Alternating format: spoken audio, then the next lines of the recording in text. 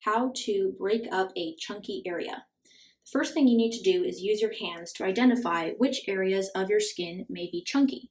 You can use the pinch test, the poke test, and the other ways to self-evaluate explained in Ashley's book, The Cellulite Myth.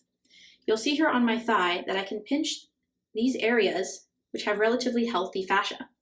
Then if I try to pinch here below, I have chunkier areas that are subject to fascial recoil.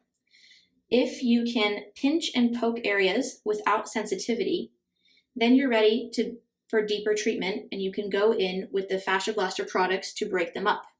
If there are certain areas that aren't responding as well to the FasciaBlaster claws, it may be because you have sort of a clump or area of chunky fascial adhesions that are all stuck together.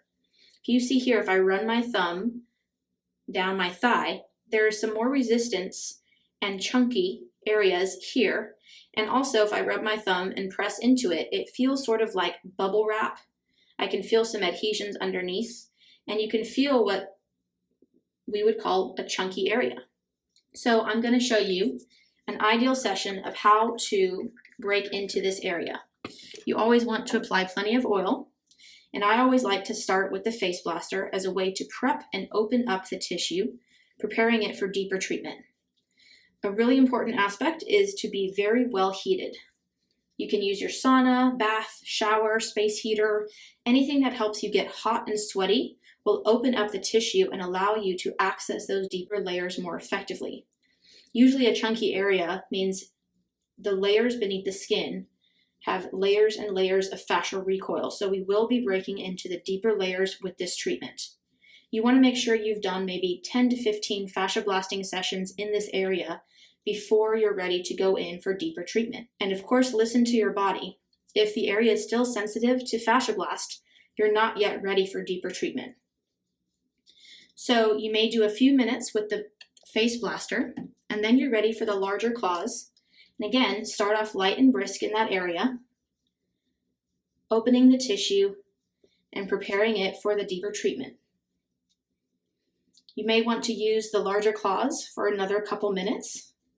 The area should turn red, which means you're increasing blood flow to the area, and it should not be sensitive to fascia blast. On a scale of 1 to 10, you always want to stay at about a 2 to 4 on the pain scale, whatever that means to you in whatever area you're treating. There may be certain areas that are less sensitive and other areas that are very sensitive. Sensitivity to fascia blasting indicates a lot of fascial recoil, and if it's painful, you shouldn't go to deeper treatment sessions until you're ready and until the area is no longer painful.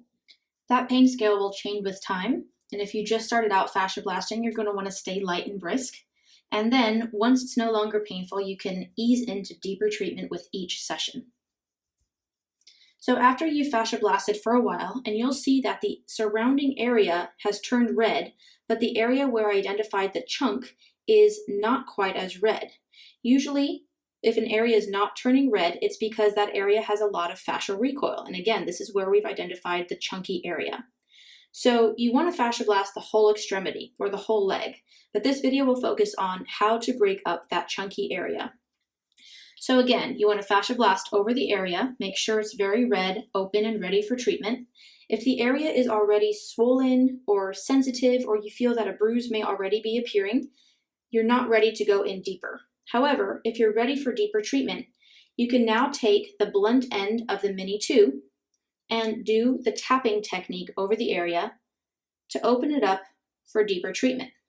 Again, you only want to use these deeper methods once you've fascia blasted the area at least 10 to 15 times, or when the area is no longer sensitive. If this is painful to you, that indicates that you should just continue to lightly blast until the area is no longer painful in a few more treatments. If this is tolerable, then you can ease into the poke wiggle wiggle technique. So if the chunky area is here, we're going to apply light pressure with the nugget tips and just poke wiggle wiggle all around the chunky area. A helpful thing to do is to use your finger to guide the nugget tips and make sure that they don't slip out. The skin-to-skin contact also helps you understand what's going on beneath the surface. So this poke, wiggle, wiggle technique can be applied for just a few minutes. And again, you still want to stay at a 2 to 4 on the pain scale. So if this is very painful for you, back out, ease up on the pressure, and just continue with lighter fascia blasting sessions. Once you've performed the poke, wiggle, wiggle technique all around the chunky area, then we're going to use the FasciaBlaster to smooth out the area again with a light blasting session. Now this area may be more sensitive now that you've used the nugget and broken into the deeper areas, so just stay with a light, brisk pressure over the entire area. After you've done that, you now want to perform some flushing to again smooth out the area and aid in the restorative process and recovery. You can use the back of the Mini 2 to lightly flush over the area. This should feel like a nice massage. Additionally, you can also use your hands to flush the area. This will help to drain the lymph system, and it speeds up the recovery process as well, smoothing out the area that you just broke into.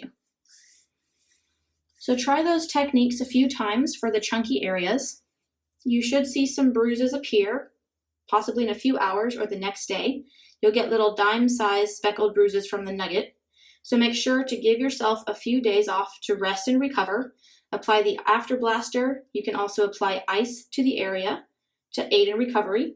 And then once the bruises are fully recovered and restored, you can repeat this session a few more times to break up chunky areas.